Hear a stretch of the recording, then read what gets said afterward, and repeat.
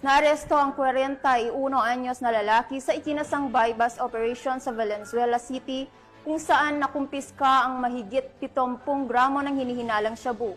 Nakibalita dyan si Patrolwoman Lazel Ann Esperanza. Isang matagumpay na drug bypass operation ang isinagawa ng mga operatiba ng Station Drug Enforcement Unit ng Valenzuela City Police Station sa Barangay Karuhatan, Valenzuela City.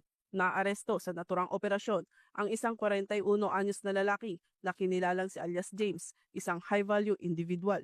Nasamsam mula sa kanya ang 72 grams ng hinihinalang shabu na may standard drug price na 489,600 pesos.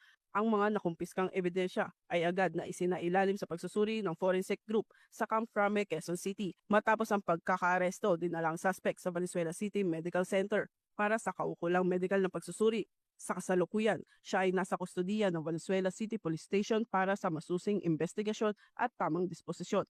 Naharap siya sa kasong paglabag sa Section 5 at Section 11 ng Article 2 ng Republic Act 9165 o ang Comprehensive Dangerous Drugs Act of 2002.